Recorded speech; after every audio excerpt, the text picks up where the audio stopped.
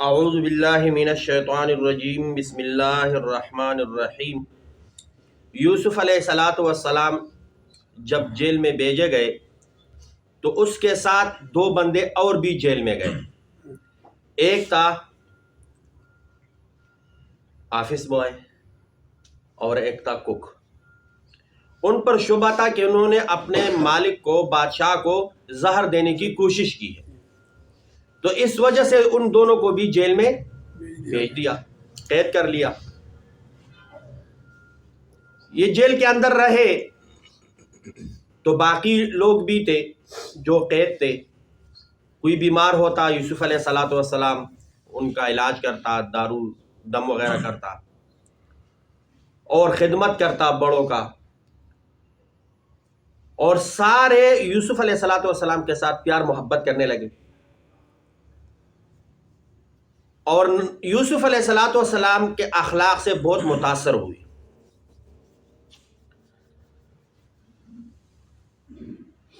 تو یہ جو دو بندے تھے انہوں نے خواب دیکھا۔ ایک نے کہا کہ میں شراب نچوڑ رہا ہوں، یعنی انگور نچوڑ رہا ہوں، اور دوسرے نے کہا کہ میں روٹیاں سر پہ رکھی ہوئی ہے اور پرندے آ کر اس سے کھا لیتے ہیں۔ یوسف علیہ السلام نے کہا کہ میں آپ دونوں کے خواب کا تعبیر آپ کو بتا دیتا ہوں، جب کانا آئے گا اس سے پہلے آپ کو اس کی تعبیر مل جائے گی۔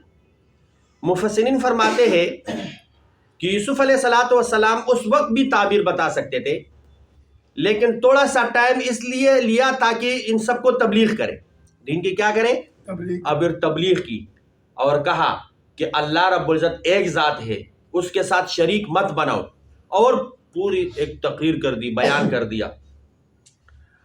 اور بعض مفسرین نے لکھا ہے کہ یہ ٹائم اس لیے لیا کہ جبرائیل علیہ السلام آئے، وحی لے آئے کہ ان خوابوں کی تعبیر یہ ہے، اور پھر یوسف علیہ السلام نے ان دو بندوں کو بتایا۔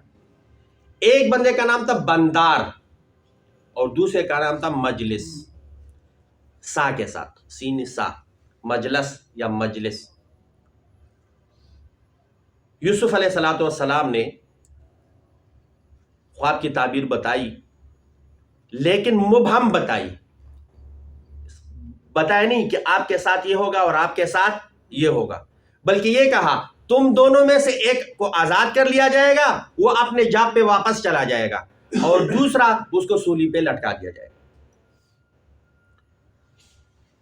تو یوسف علیہ السلام کو معلوم ہوا کہ یہ جو پانی پلانے والا ہے، ٹی بوائے ہے، یہ آزاد ہو جائے گا، اور یہ جو کک ہے اس کو سولی پہ لٹکا دیا جائے گا۔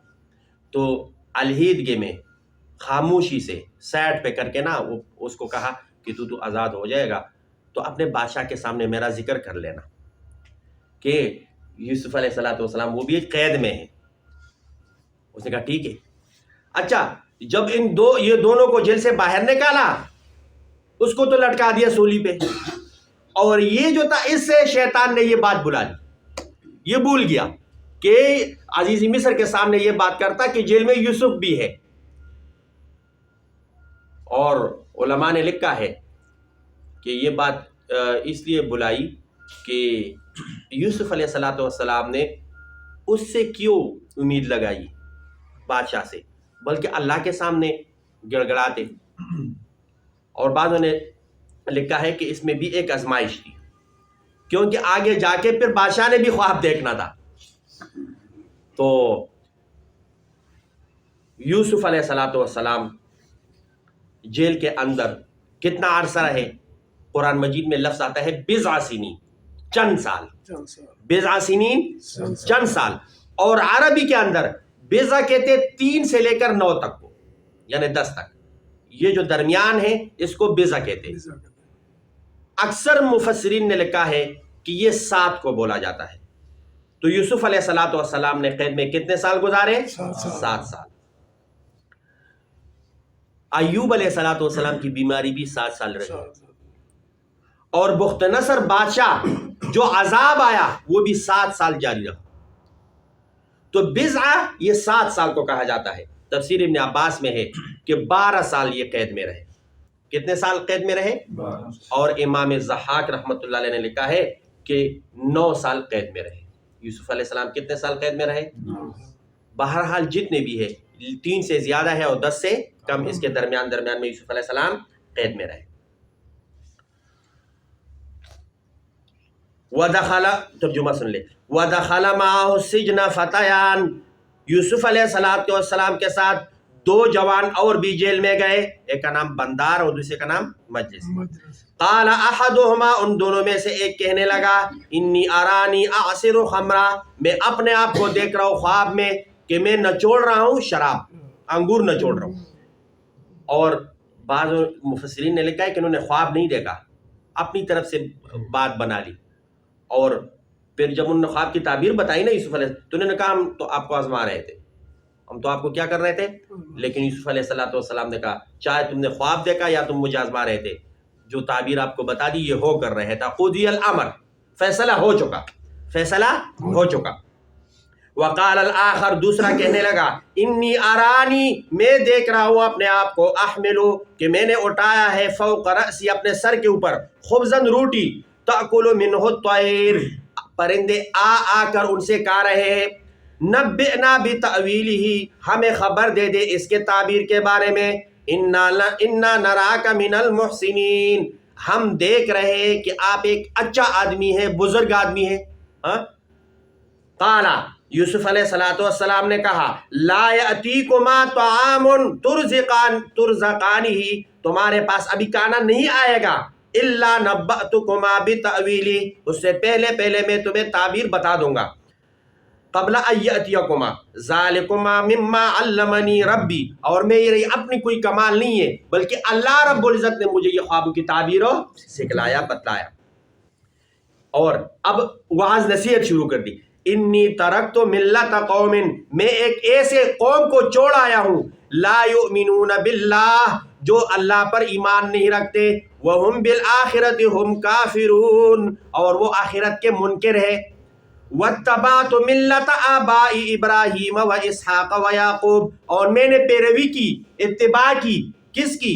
اپنے داداؤں کی، یعنی ابراہیم علیہ السلام، اسحاق علیہ السلام اور یعقوب علیہ السلام۔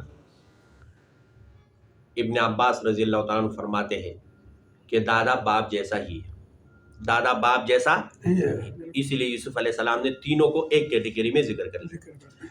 ما کان لنا، جائز نہیں ہے ہمارے لیے، ان نشرک باللہ من شیء، کہ ہم اللہ کے ساتھ کسی بھی چیز کو شریک کریں، ذالک من فضل اللہ علینا، اور یہ ہمارے اوپر اللہ کا فضل ہے، وعلی الناس، اور لوگوں پر، ولکن اکثر الناس لا یشکرون، لیکن لوگوں کی اکثریت ناشکر ہے۔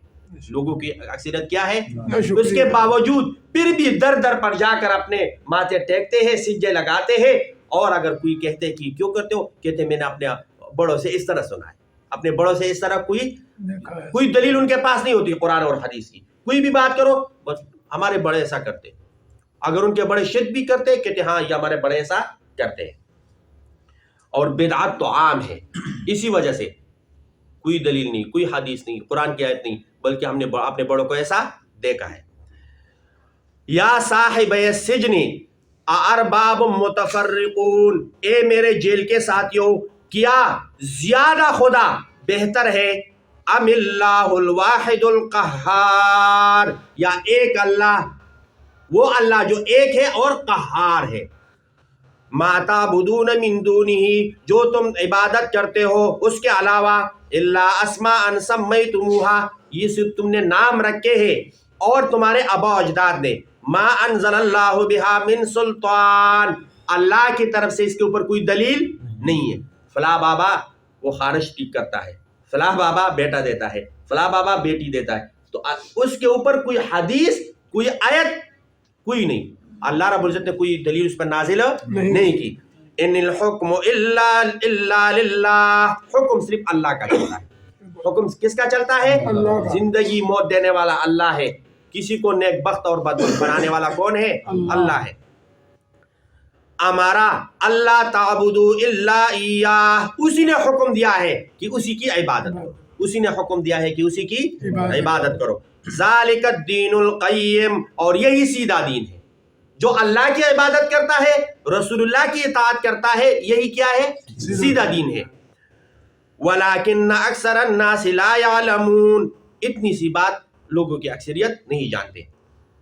یا صاحب السجن، اے میرے جیل کے ساتھیو، اما احدکما، تم دونوں میں سے ایک، فیسقی ربہ خمرا، وہ اپنے مالک کو پانی پلاتا رہے گا، چائے پلاتا رہے گا، یعنی اپنی جا پہ واپس چلے جائے گا۔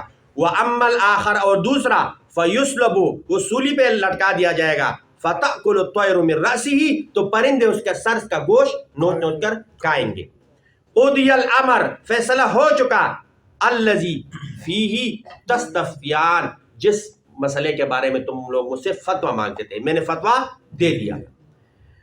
وَقَالَ لِلَّذِي ظَنَّ أَنَّهُ نَاجٍ، اور یوسف علیہ السلام نے کہا اس شخص کو کہ وہ یقین رکھتا تھا یوسف علیہ السلام کی یہ نجات پائے گا، اس کو کہا اذکرنی عند ربک، میرا تذکرہ اپنے مالک کے ہاں کرو، میرا تذکرہ اپنے مالک کے ہاں کرو۔ جس طرح یہاں پر سیلری کے پہلے ایگریمنٹ لگی نا، تو ہر ایک دوسرے جی ایم کے کان میں وہ میری سیلری کے بارے میں بات کرو مالکوں سے، ہاں تو اپنے مالکوں سے میرا بھی تذکرہ کرو کہ جیل میں یوسف علیہ السلام بھی ہاں۔ فَأَنْسَاهُ الشَّيْطَانُ ذِكْرَ رَبِّهِ، شیطان نے بلا دیا اس کا تذکرہ مالک کے سامنے۔ فَلَبِثَ فِي السِّجْنِ، بس ٹھہرے رہے یوسف علیہ السلام، قید رہے یوسف علیہ السلام جیل میں، بِضْعَ سِنِینَ، چند سال، بِضْعَ سِنِینَ، چند سال، اور پھر جیل سے نکلے کیسے، انشاءاللہ وہ کل۔ اللہ رب العزت ہمیں قرآن کی صحیح سمجھ عطا فرمائے۔ الحمدللہ رب العالمین۔